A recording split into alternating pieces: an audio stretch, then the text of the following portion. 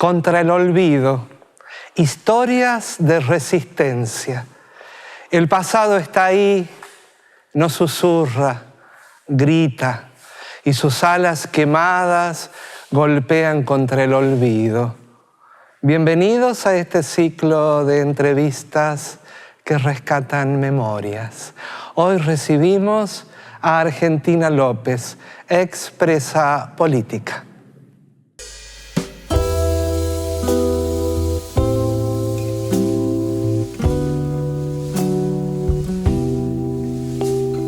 Ya se ven los tigres en la lluvia.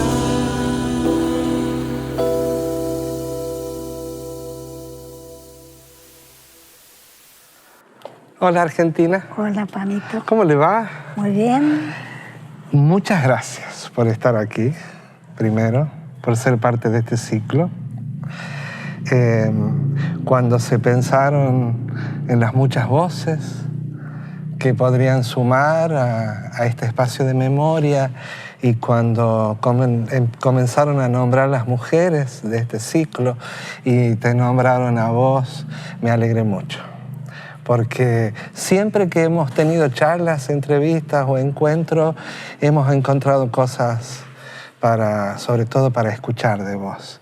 Y me parece que al escucharte a vos, vamos a escuchar a muchas mujeres sobre todo. También los hombres, pero me parece que especialmente vamos a escuchar como un coral femenino. Porque siempre en tu pensamiento, en tu corazón y en tu expresión están las mujeres.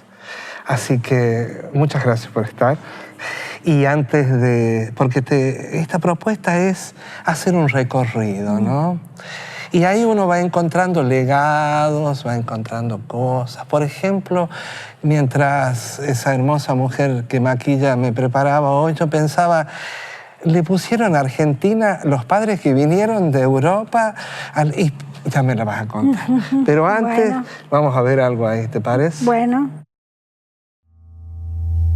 Es un acontecimiento político por el cual el pueblo argentino y por lo tanto el pueblo riojano hace una opción política para darse su forma de vida y según ella ir elaborando su propio proyecto de liberación a partir de los valores cristianos que lleva enraizados en su alma como pueblo, para dar comienzo a un tiempo fuerte de conversión personal y comunitaria que nos lleve a la reconciliación con Dios y con nuestros hermanos como fruto de 10 años de concilio, en un signo claro y que sintetiza lo que es y aspira a ser el hombre riojano y me atrevo a decir como hombre latinoamericano para lograr su liberación integral como pueblo. Deberán ser examinados y desentrañados desde dos realidades.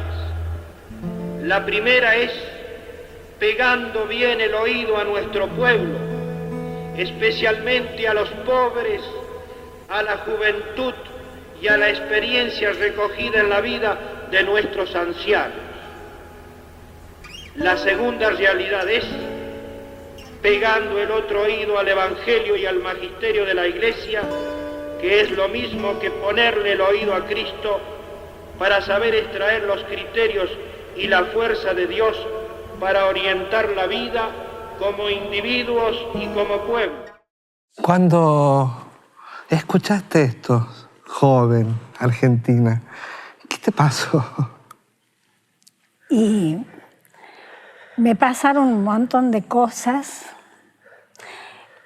muy lindas, porque cuando la pastoral social de Agnelli, esa pastoral de liberación que nos abrió la cabeza y nos interpeló a asumir un compromiso, porque no nos podíamos quedar en silencio a tantas cosas que pasaban en en La Rioja, en Latinoamérica, en el mundo, en nuestra patria.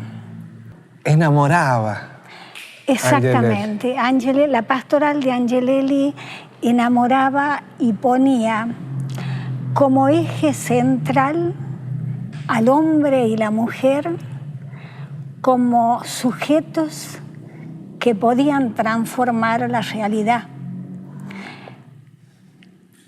En La Rioja se produce un cambio cualitativo en la iglesia, sobre todo en la gente más humilde, que ve en el mensaje de Angelelli un mensaje que los valoraba, que los reconocía como sujetos que podían incidir en ese cambio. Y la verdad que fue maravilloso porque, bueno, nosotros también nos interpeló a asumir un compromiso desde cualquier lugar. Podía ser un grupo juvenil, una unidad básica, un sindicato, un centro de estudiantes, pero siempre con la mirada puesta en ese hombre nuevo, en una sociedad más justa, fundamentalmente en una sociedad que contuviera a todos.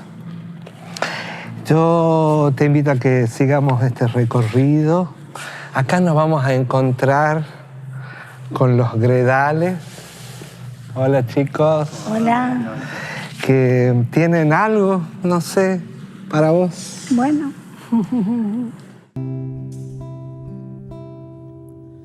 Fuimos caminantes del amor, de la palabra libertad, clavada en nuestro corazón, alimentaba nuestras horas. Era una manera de vivir, una manera de esperar, una manera de creer que se podía con las sombras. No había cómo echarse atrás, no había cómo no sentir, no había cómo no esperar.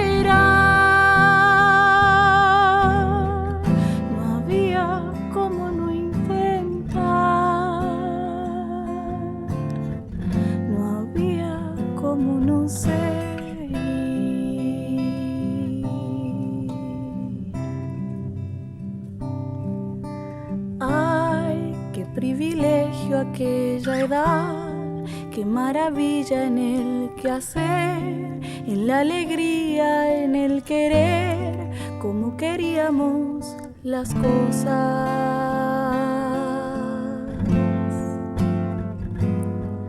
Que nos proponíamos poder, buscando siempre a los demás, para encender el porvenir como una mecha victoriosa. No había cómo echarse atrás, no había cómo no sentir, no había cómo no esperar,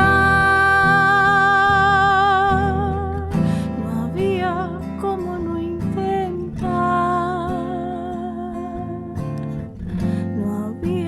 Como no sé.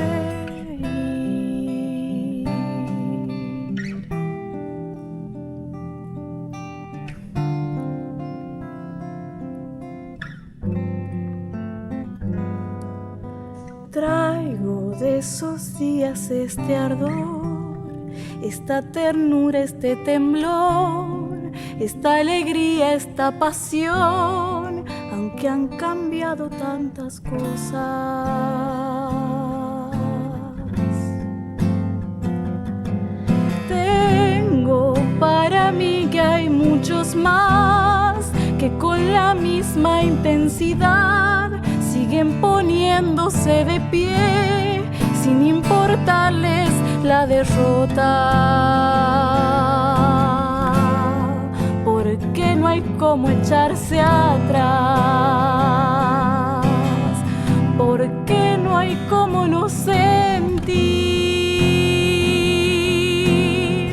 porque no hay cómo no esperar, porque no hay cómo no intentar, porque no hay cómo no seguir.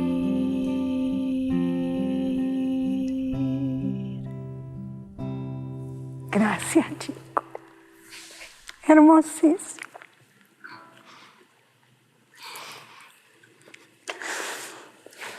Gracias, Los Gredales. ¿Viste qué hermosa canción? Ay, es bellísimo. Vos tenés una historia con esta canción, ¿no? Y esta canción nosotros la elegimos cuando presentamos el libro Nosotros en Libertad. Fue una de las canciones que elegimos porque realmente es como una síntesis de lo que nosotros vivimos, ¿no? Hay una parte que dice, no hay cómo echarse atrás, y no había cómo echarse atrás. Sin importarnos la derrota, porque hubo una derrota, pero seguimos en el camino, seguimos luchando por ese hombre nuevo, por esa sociedad más justa y mucho más en este momento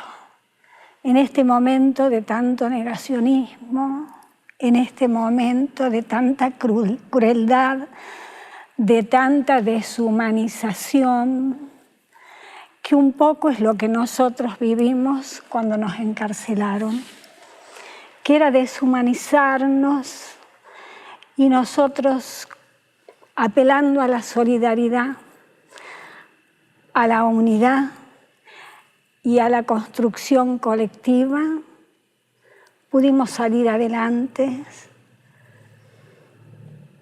para defender la vida. Esa unidad y esa solidaridad no fue antojadiza, fue una forma de defender la vida y nuestra dignidad como personas.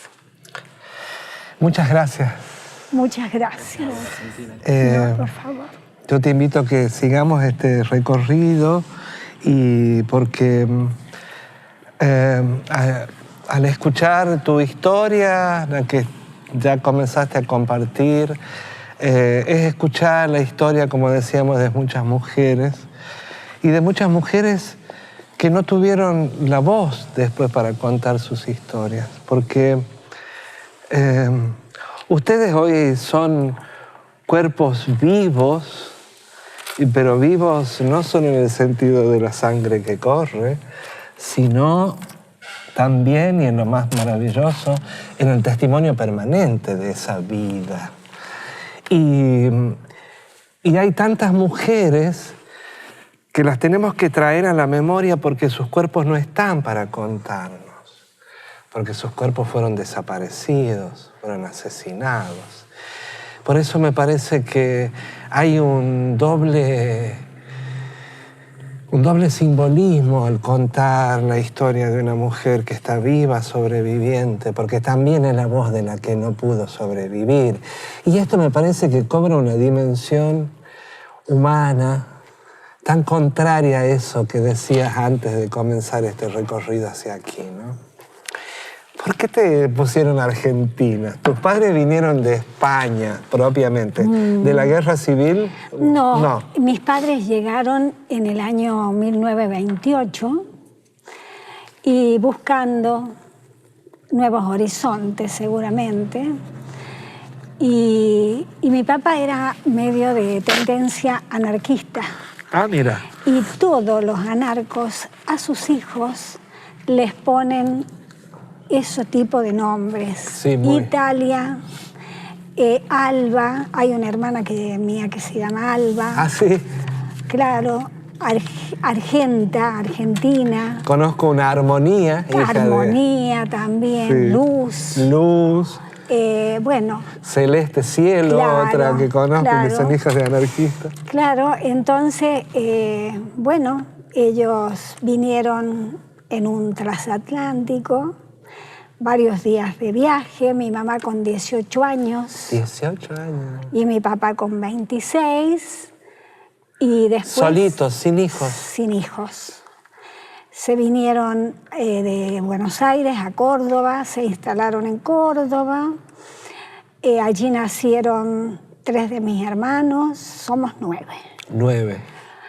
Estamos vivas las mujeres. Ah, Mis mira, hermanos, solo las mujeres. Solo las mujeres, 3 mujeres. Mira.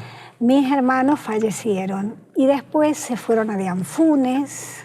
Dianfunes. Y sí, en Córdoba me acuerdo que vivieron como en el barrio Observatorio, sí, en una casa que era, bueno, una casa muy grande, porque hay una foto donde hay varias familias ahí. Viviendo juntas en un mismo lugar. Ellos hay una foto, y yo creería que sí, que tenía... Claro, que era muy probable. Sí, sí, claro, que vivían juntos en ese lugar. Y después mi papá, un apasionado y un autodidacta de la minería. De la minería. Vino, seguramente se habrá puesto en contacto con alguien que le contó que acá en La Rioja había yacimientos mineros. Mira. Y bueno, a lomo de mula, abriendo caminos, fue buscando y encontró efectivamente un yacimiento de arcilla en Amaná. ¿Y tu padre viene a Parquía? Vienen a Parquía. ¿Te imaginas mi mamá de Andalucía? Joder, claro. De Cuevas de Almazoras y mi papá de Granada y a Parquía en ese entonces. Que era solo un cruce de vías de tren. De trenes. Y de camino. Sí. Nada pero más. Muy agradecida mi mamá. Ahí nacimos las mujeres. Qué duro que era la vida para... Durísima, porque no había agua. Claro. Bueno, una vida muy sacrificada, pero yo nunca la escuché a mi mamá quejarse. ¿Ustedes nacieron en Parquía? ¿No? Las mujeres. Las mujeres. Ah, mira, 3 mujeres. Todas las historias con las mujeres. Sí. Las mujeres nacieron, unas mellizas y yo soy la más chica. Sí. Y bueno, allí hasta los 7 años que nos vinimos, que mis padres compran una casa en La Rioja y ya nos vinimos para acá. Mis hermanos, un gran recuerdo de Parquía, para ellos fue su lugar en el mundo. Mi mamá muy querida por la gente del pueblo. ¿Qué? ¿Te reconoces en vos cosas de tu mamá o una impronta? Y yo tengo la fuerza de mi mamá, o sea, la música, me gusta mucho la música. ¿Sí? El canto, a mi mamá yo me acuerdo que la escuchaba cantar mientras lavaba, mientras cocinaba canciones de España. De España. En mi casa siempre se escuchó mucho música española. Mi viejo, cuando la primera compra que pudo hacer, se compró, cuando fue a Buenos Aires, se compró un combinado. ¡Qué lujo! Un combinado de esos que eran automáticos. Ah, mira. Y ponía zarzuelas. Le gustaba la buena música a mis viejos. ¿Es un momento hermoso de tu vida ese? Sí, muy lindo, muy lindo. Esto ya en La Rioja, mucha música y se escuchaba, mi mamá escuchaba mucha radio también. Radio. Muchísima, mucha conexión, o sea, mucha conexión con el afuera. Sí, no además, solamente era lo que pasaba dentro de la casa, sino había mi mamá muy abierta de cabeza y muy queriéndose enterar de todo lo que pasaba. Y mi mamá se murió transitando sus 101 años. 101 años, maravilloso. Impecable. Impecable. Una lucidez. O sea que pudiste disfrutar de esa vida y acompañar esa vida. Sí. ¿Estudiaste en La Rioja entonces todo? ¿En la escuela? ¿En qué escuela estudiaste? En la Castro Barro, la primaria. Sí. Después fui al Colegio Nacional. Sos chica de colegio. Sí, y después estudié hasta 3er año el profesorado de Filosofía y Psicopedagogía. que supo durante muchos años estar en La Rioja. ¿Hasta tercer año por elección o por...? No, bueno, porque después por X circunstancia tuve que dejar y ya después cuando salí, ya, bueno, no seguí, digamos. Vos me decías que tu mamá, por ejemplo, no iba a misa y todo esto, y que tenía una profunda fe en algo, sí, seguramente, y sin embargo vos te conectás con los grupos juveniles. ¿Se puede decir que comenzaste ahí un camino de militancia y de compromiso con el afuera? Sí, yo creo que no fue en el momento que yo me conecto, no fue ese. Yo me acerqué en la búsqueda, digamos. En la búsqueda. Yo era también compañera de Graciela Ledo, también que estudiábamos lo mismo, y seguramente por allí vino la conexión con el grupo juvenil, y un lugar muy lindo donde también nos juntábamos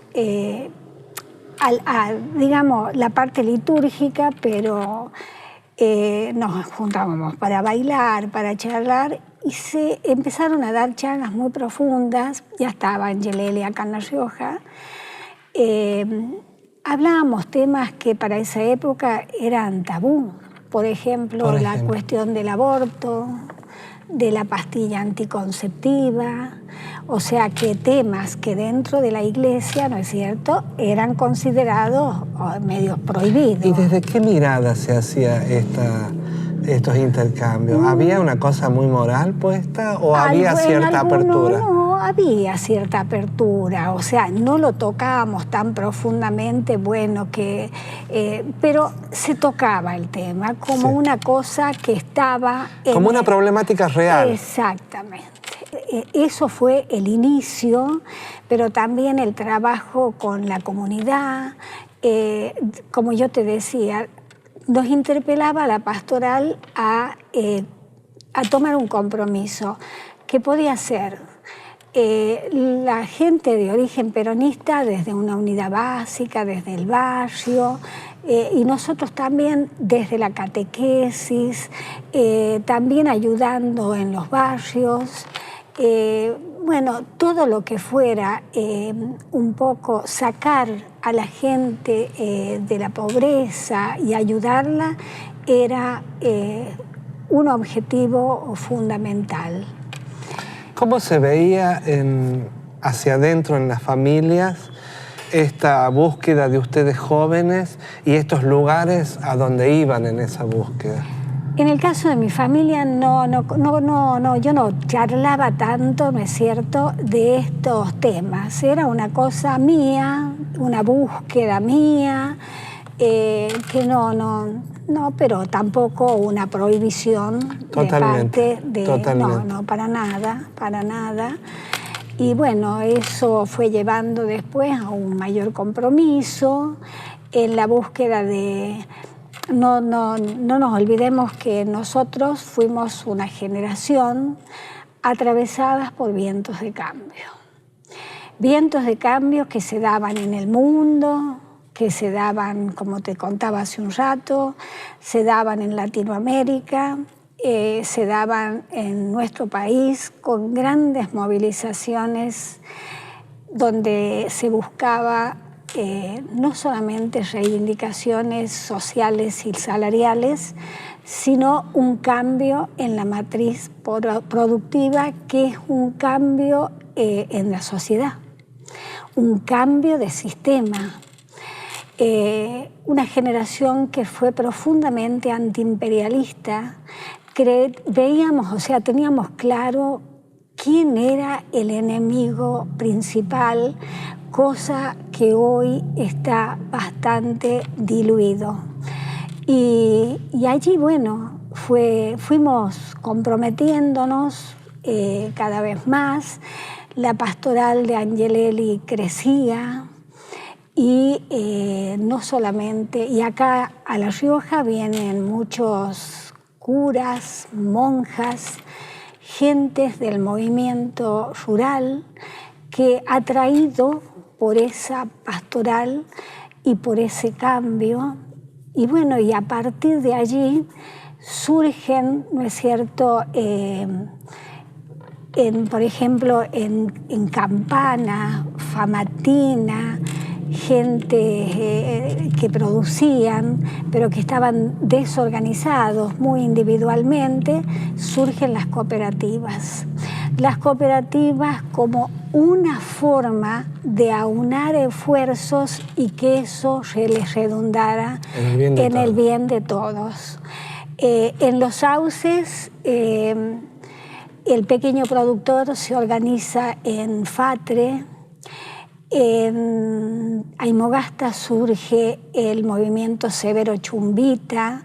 Digamos que todo eso iba generando toda una conciencia, y en nosotros también, por supuesto, y lo más emblemático fue lo de Codetral, esas tierras improductivas donde los compañeros del movimiento rural que estaban instalados en la costa piden juntos con los gente que quería trabajar la tierra pero que no tenía la tierra, que al gobierno fueron gestas de muchos días de movilizaciones en las que todos los jóvenes de esa época, nosotros participábamos en todo eso, donde se pedía que esas tierras las expropie el gobierno para hacer cooperativas.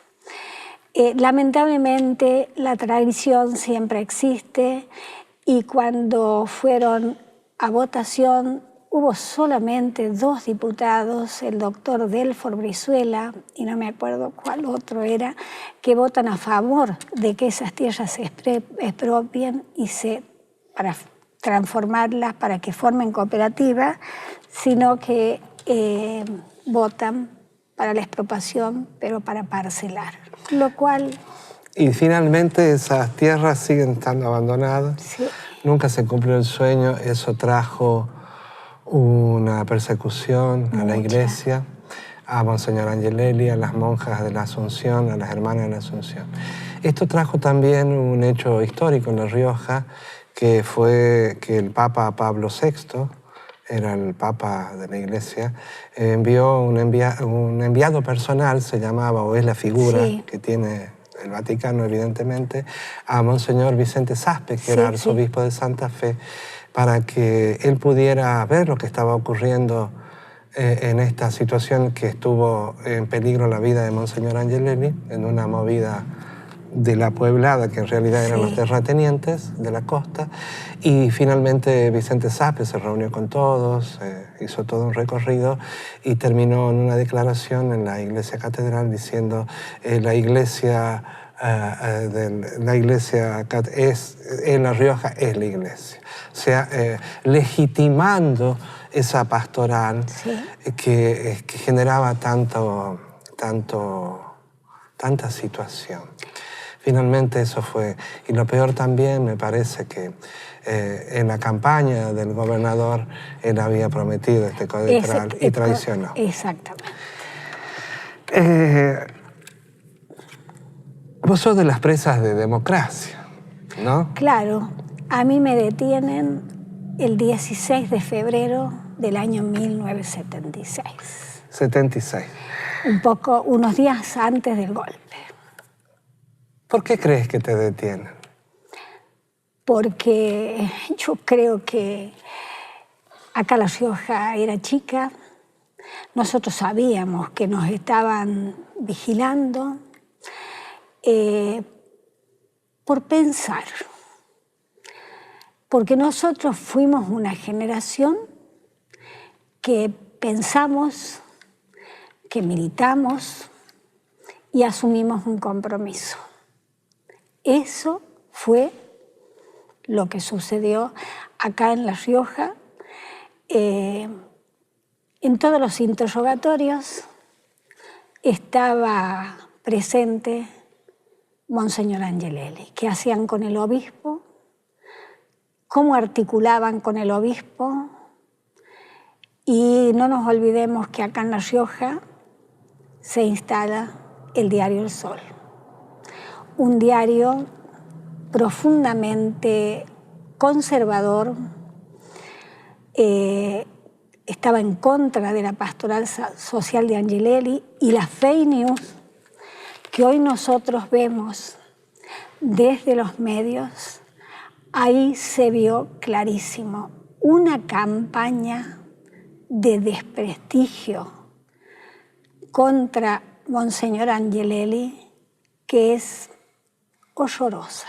Decir las peores cosas, pero las peores cosas de Angelelli, Satanelli, le decía Satanelli, de las monjas, de los curas, de toda la gente que tenía una vinculación.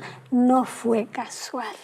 Ellos sabían lo que generaba esa pastoral de Angelelli, la promoción del pueblo, cómo ese mensaje con un oído en el pueblo y otro en el Evangelio cada vez iba tomando más cuerpo y les iba a disputar el poder.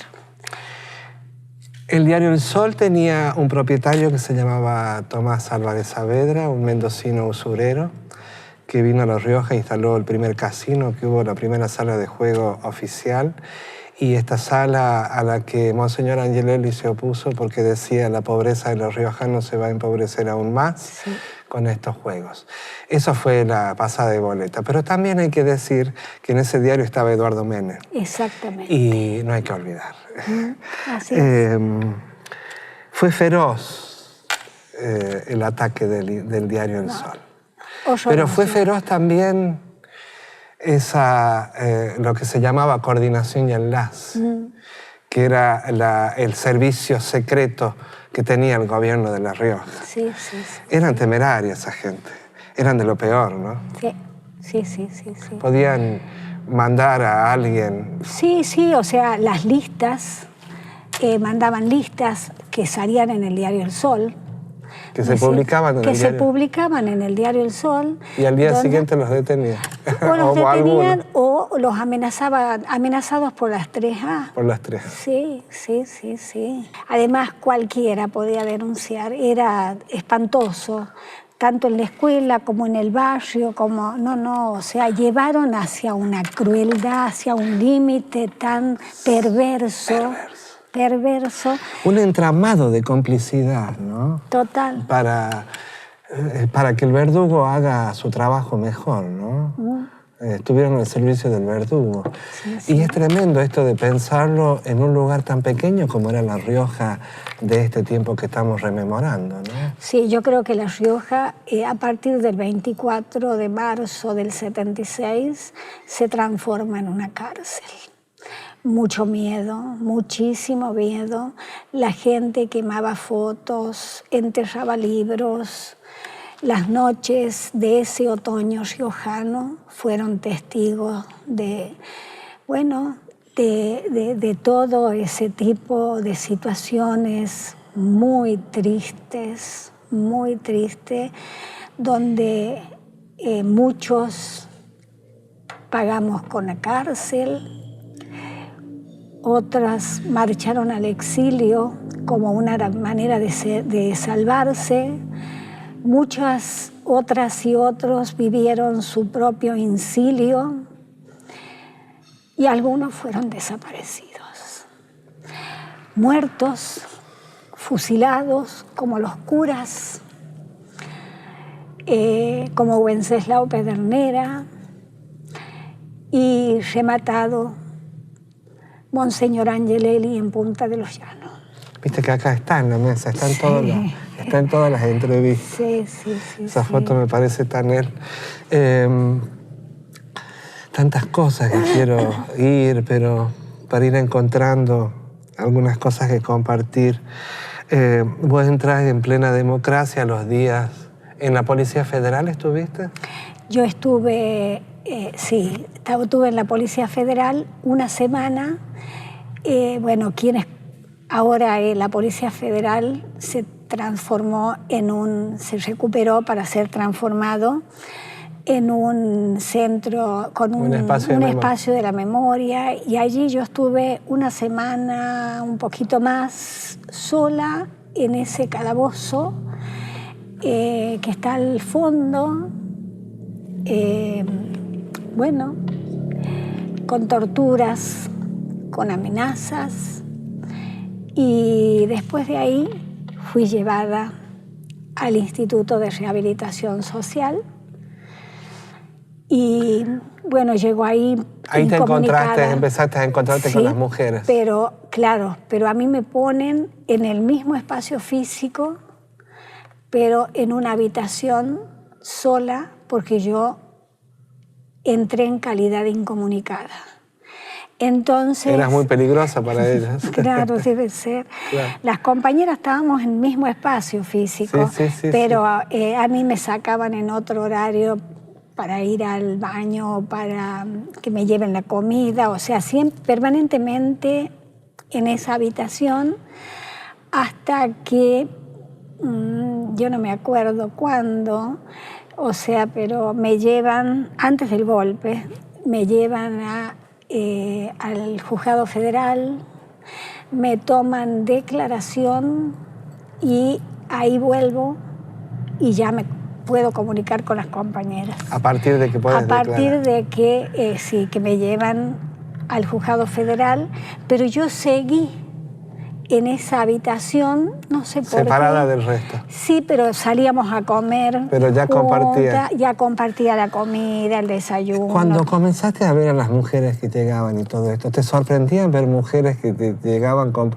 gente que decías, pero ¿qué hace esta persona aquí? ¿Te pasaba eso? Sí, me pasó con la nena Lancilotto. Con la nena, Alba nena, porque la Lancilotto. nena había sido mi profesora de literatura en el Colegio Nacional, y verla ahí, y después con otras caras, o sea, que yo las había visto, no sabía sus nombres, pero las había visto en la calle, en algún momento. Claro, gente que uno cruza. Gente que uno cruza, y bueno, y ahí dije yo, ¿Ahí tomaste la dimensión?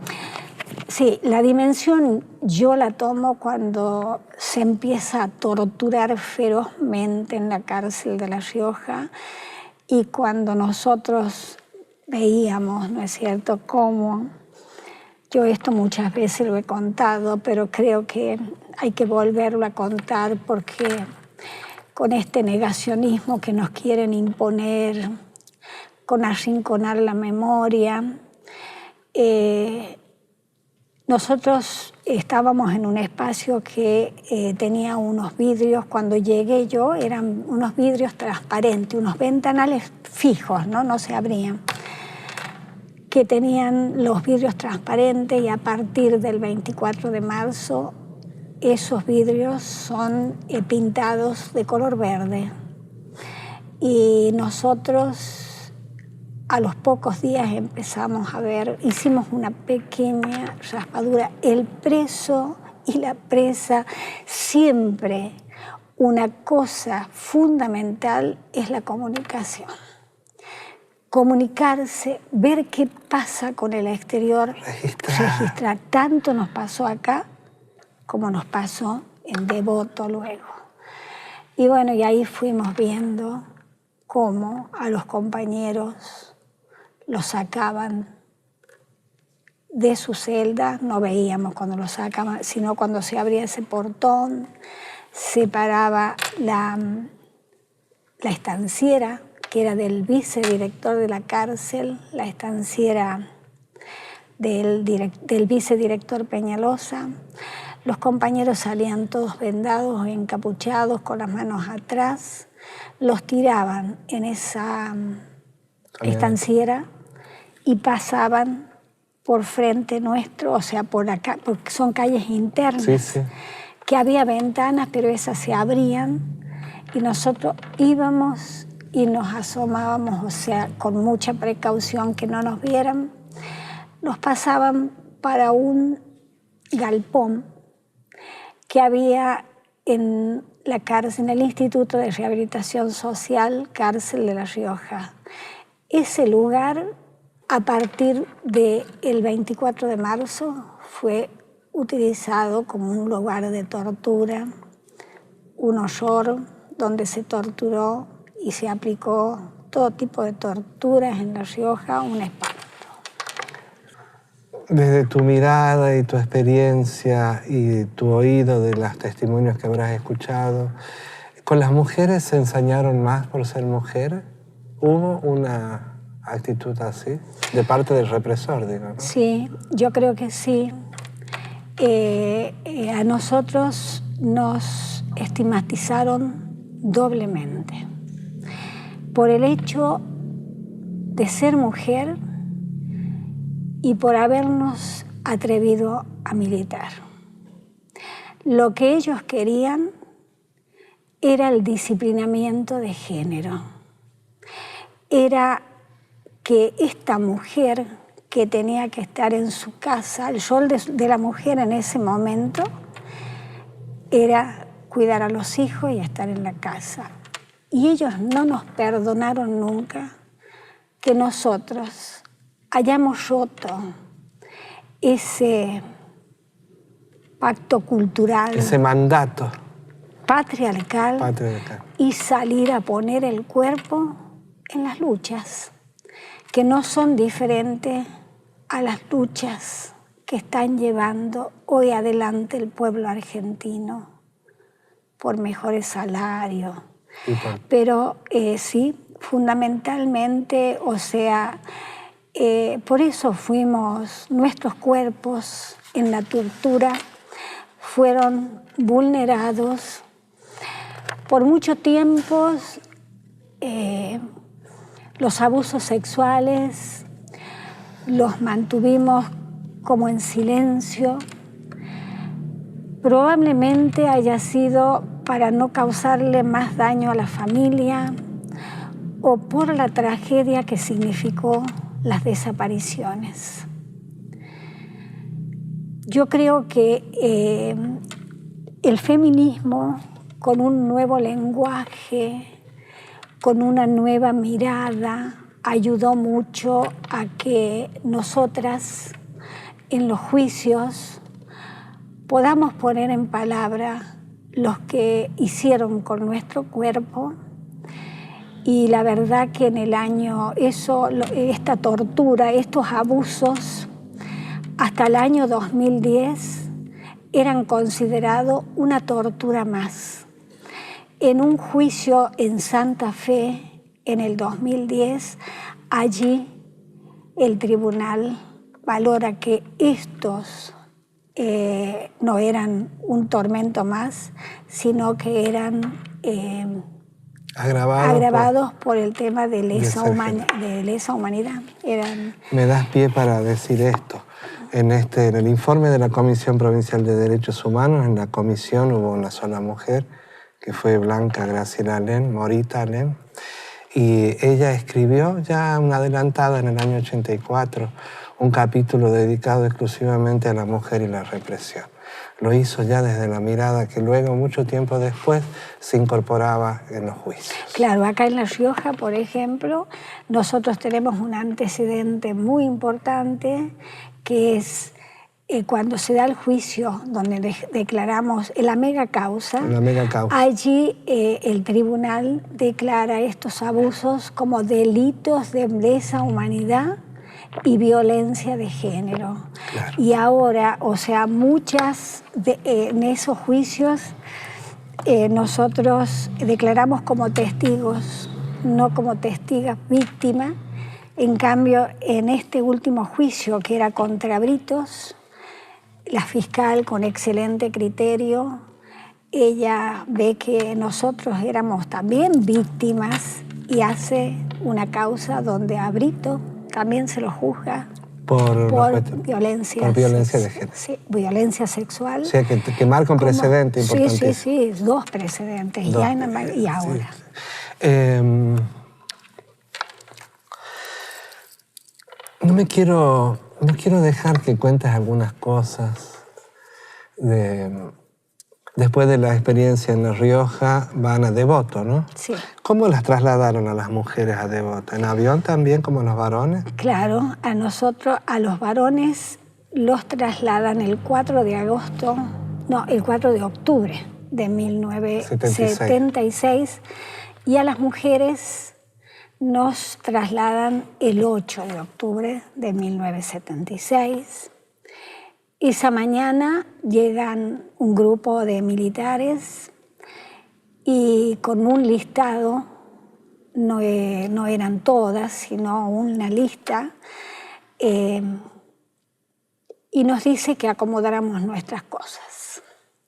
No nos dice a dónde nos llevaban, que las demás cosas iban a ser retiradas por los familiares. Bueno, nos bajan, quedan algunas compañeras.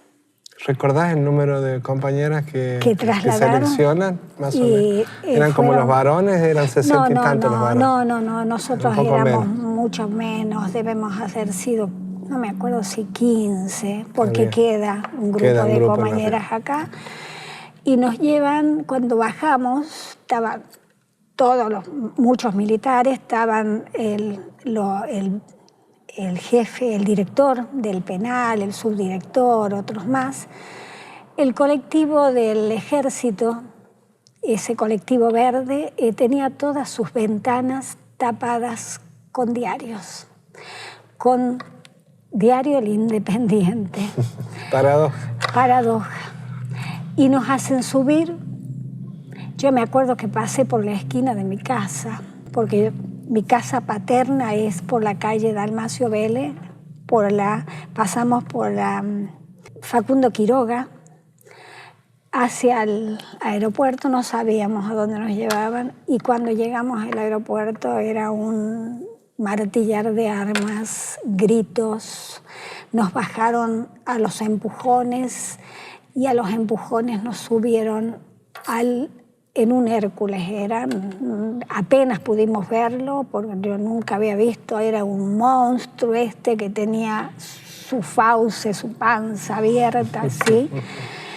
Nos vendaron con pedazos de trapos, nos arrastraron de los pelos, nos esposaron, tiradas, ¿no?, en el suelo, nos esposaron acá con otra compañera, y ahí empezó un viaje horroroso, porque nos pisotearon, nos escupieron, nos orinaban encima, todo el viaje hasta llegar, no sé si al Palomar, que también, o sea, de los pelos nos bajaron del avión, nos subieron a los celulares. Eran varios, porque lo que pasa es que nosotros no éramos nosotros. Después el avión va a Catamarca. Claro, iba levantando aterriza en Catamarca, y ahí suben las compañeras que venían de Tucumán. Ah, que las juntaban en... Sí, las compañeras de Tucumán, las compañeras de Catamarca, y no me acuerdo si de Santiago del Estero, o sea que llegamos a Devoto un grupo numeroso. Ahí nació una fraternidad, ¿no? La fraternidad nace, ya te cuento. Bajamos, y en la capilla, ellos eran occidentales y cristianos. Después de tenernos un largo tiempo paradas contra la pared y las manos en alto, nos llevan a la capilla del penal. Y en esa capilla nos hacen desnudar a todas, hombres, nos hacen pasar a una habitación para ver si teníamos golpes, todas por supuesto que teníamos secuelas, y después nos hacen que nos vistamos, y atravesando pasillos que se abrían, rejas y que se cerraban, llegamos a los pabellones. Y ahí fue cuando recobramos la humanidad, con compañeras que nunca nos habíamos visto, porque caíamos en donde nos metían, o sea, no es que yo iba con toda la riojanita, no, eran, bueno, ahí nos abrazamos entre todas, y dijimos, bueno, estamos vivas. Nos metían en pabellones. Y ahí empezó toda una historia de resistencia en Devoto, de fraternidad, de solidaridad, buscando distintas estrategias para cuando ya pudimos, ¿no es cierto?, empezar a reconocernos.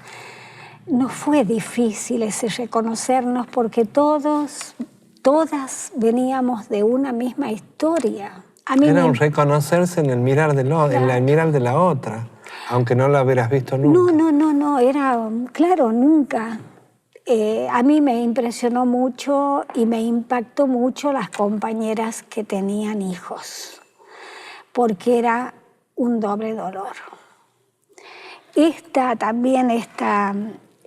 llevarnos y concentrarnos en Devoto tuvo una finalidad: desarraigarnos del lugar, sacarnos de cerca de la familia y por otro lado tenernos en sus manos para lo que ellos necesitaran.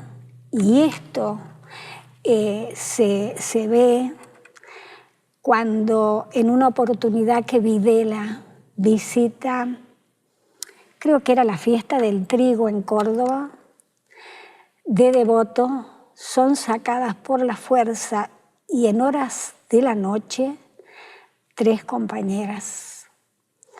Alicia Wieland, Elsa Narváez de Bazán y Lilia Fernández, todas compañeras del Tercer Cuerpo. Y después nos enteramos que de las cárceles donde estaban los compañeros, también son sacados compañeros. En uno de esos traslados es sacado Chingolo Barrio Nuevo. ¿Como rehenes tomados como rehenes? Y los llevan a la penitenciaría de Córdoba. Y están ahí, no me acuerdo, creo que el primer grupo, nosotros nos resistimos a eso, hicimos un jarreo. Un jarreo era pegar el jarro contra la ventana, que era una manera, ¿no es cierto? Nosotros sabíamos que nos iban a sancionar, que íbamos a quedar sin visitas, pero era una manera de que los vecinos de Devoto se enteraran de lo que pasara. Que algo pasaba. Y al otro día, no, lo decíamos, incluso que trasladan a compañeras, se las llevan a compañeras, que no sabemos a dónde se las llevan, porque eso nos garantizaba que al otro día, cuando vengan los familiares, los vecinos les iban a contar lo que había pasado y de esa manera los familiares podían ir a algún organismo a denunciar y a alertar de lo que había pasado. Escuchándote y escuchando y habiendo escuchado otros relatos de mujeres, yo tengo una predilección por escuchar las voces de las mujeres porque, no sé, siempre encuentro una mirada donde prevalece la ternura, donde prevalece cosas que a mí me conmueven mucho. Todo esto que vos decías también hace un momento, todo lo que ellos, ¿cuál fue el objetivo de separarlas del lugar, de expatriarlas de las provincias de origen y todo? Esa cosa no pudieron ganarles, me parece. Digo, porque esto que vos contás, esa fraternidad que comenzó a partir de ese abrazo primero cuando van a un lugar donde ya sienten que pueden manifestarse, indudablemente ganaron una batalla. Totalmente, en las narices de ellos. La vida en Devoto comenzaba muy temprano. Estaba todo prohibido. O sea, todo prohibido. Todo absolutamente, cuando llegábamos nos leían... Salvo respirar, pero capaz que por ahí se lo prohibían. Claro, también. todo estaba prohibido. Estaba prohibido reírse, estaba prohibido cantar, estaba prohibido hacer gimnasia.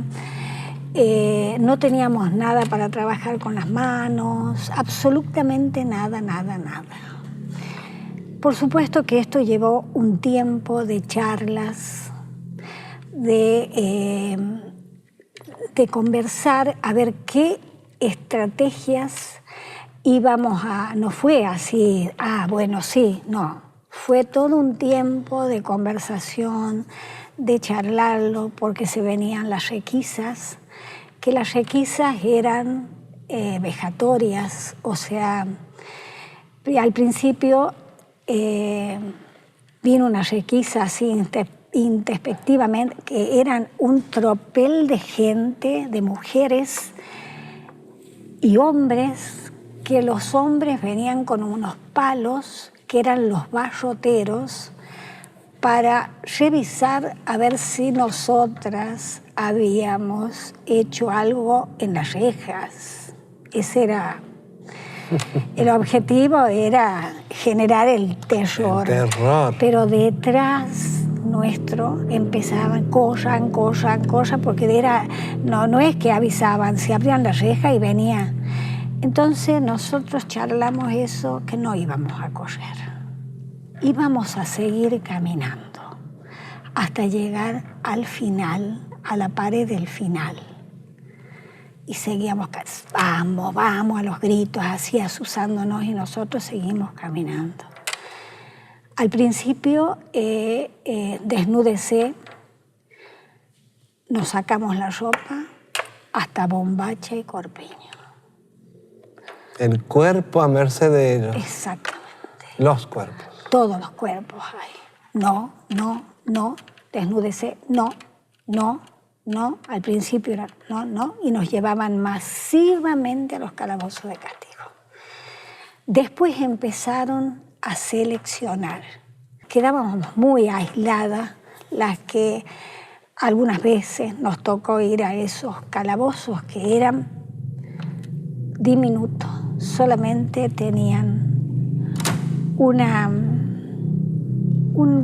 cama, un elástico empotrado en la pared, una ventana muy arriba y nada más. Y este espacio para levantarte, esto nada más, con una puerta que teníamos la letrina afuera. Nos entregaban en invierno y en verano lo mismo, el colchón a las 10 de la noche y nos sacaban a las 6 de la mañana. En invierno, un pedazo de goma espuma con una frazada. Y nos sacaban a las 6 de la mañana. Pero la vuelta, y todas las noches las compañeras nos saludaban. ¿Cómo estás, compañera? Hasta mañana, compañeras. Y era una caricia. Era una caricia. Y a la mañana, de vuelta. ¿Cómo estás, compañera? Porque teníamos que ver, bueno, el control era ese. Una manera de saber qué pasaba con cada una. Claro. Y por ahí, si estábamos en los calabozos, nos ponían, si estábamos pocas, lejos, alejadas, así una de la otra, de la manera que no... Pero Devoto también fue un lugar donde sufrimos mucho, nos reímos mucho, pero construimos más. O sea, sobre todo una resistencia que fue inédita y que esa resistencia se basó en la unidad y la solidaridad. Una organización donde todas teníamos algo para aportar. El universo de compañeras que estuvimos en Devoto iba desde los 15 años hasta algunas compañeras que tenían 70 años. Eran las menos, pero había algunas. El grueso era hasta los 30 y pico, 40. Yo me acuerdo que la que sabía dibujar, dibujaba y las ayudaba a las compañeras que tenían hijos para que ilustren los cuentos con los cuales ellas se comunicaban con sus hijos, o las tarjetas de Navidad para que les mandemos a la familia, y también algunos dibujos, tarjetas, todo hecho con lo que teníamos a mano, que eran la cubierta de las pastillas, de los remedios, o la hierba taragüí, era el envase era rojo, de ahí sacábamos un poquito. El papel. Argentina, ¿cuántos años estuviste en la cárcel? 4 años y medio. 4 años y medio. Yo salí el 29 de agosto, salí de Devoto, pero me llevan a Coordinación Federal por la noche. Voy con 2 compañeras que ya no están entre nosotras, 2 santiagueñas. De allí nos suben a un celular y nos llevan a la temible Coordinación Federal, 80, todavía dictadura, y nos tiran en una celda que había colchones llenos de sangre, una cosa muy fea. Esa noche nos interrogan, ahí estábamos en libertad ya, vigilada, pero libertad. Y al otro día, ya tipo 20 horas, ya era 30 de agosto, nos dan la libertad.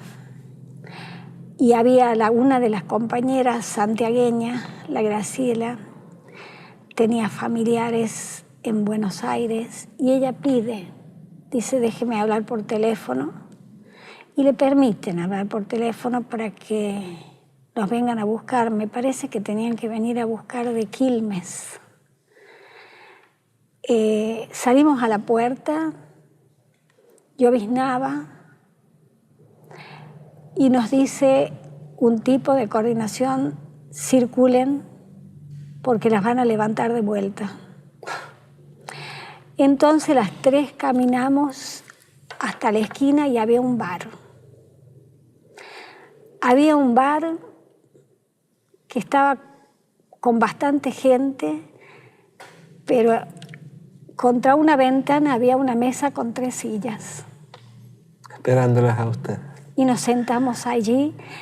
A nosotros nunca podíamos ver el dinero, la familia nos depositaba, pero nunca lo manejamos nosotros, o sea que no teníamos idea.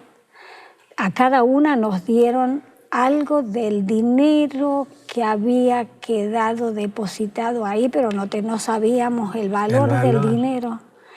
Entonces nos acercamos al hombre, este hombre seguramente debe haber estado acostumbrado a ver que salían presos. ¿Te imaginas la pinta? Con la ropa que había estado en un depósito, porque nosotras teníamos uniforme desde el año 76 al 80, y le dijimos, Señor, ¿nos alcanza para tomar un café con leche y algo? Sí, nos dijo. Le dimos la plata y nos sirvieron un café con leche con media luna. El mejor café del mundo. Y nos miramos y llorábamos porque veíamos caer la lluvia. Fue el mejor café del mundo y la mejor media luna del mundo. Sí. ¿Sabes, Argentina, que hay tantas cosas que querría escuchar y que escucháramos muchos? Pero bueno, es así. Hemos escuchado a Argentina López, la argentina hija de alguien que le gustaban los nombres anarquistas, por lo menos, vamos a decir así, que se casó con el Chichi, una historia que no contamos. Tomás Ortiz, que también fue un preso político. Muchas gracias, querida Argentina. No, yo les agradezco a ustedes y sobre todo agradezco que haya jóvenes que estén en este proyecto. Es muy reparador eso en estos tiempos donde todo lo quieren borrar. A mí los jóvenes me dan mucha esperanza. Muchas gracias. Eduardo Pavlovsky es un psicoanalista argentino, dramaturgo, y alguna vez escribió: Foucault decía que de nada servirían nuestros conocimientos si no podíamos singularizarlos en un presente militante de lucha cultural y política. ¿Qué hacer con lo que sabemos? Esta es nuestra gran problemática. ¿Qué hacer con nuestra ética, con nuestra micropolítica? Pongámonos en marcha. Recuperemos entre todos nuestra memoria, nuestros sueños, nuestras utopías. Pero para mantener la memoria fresca debemos mantenernos más insobornables e inclaudicables que nunca. Solo así crearemos las nuevas utopías alegres, las nuevas solidaridades que mantendrán siempre vigente nuestra posibilidad de sostener intacta nuestra capacidad de soñar. Una micropolítica permanente de la vida, porque la revolución, la nueva, será alegre o no será. La nueva justicia social será alegre o no será.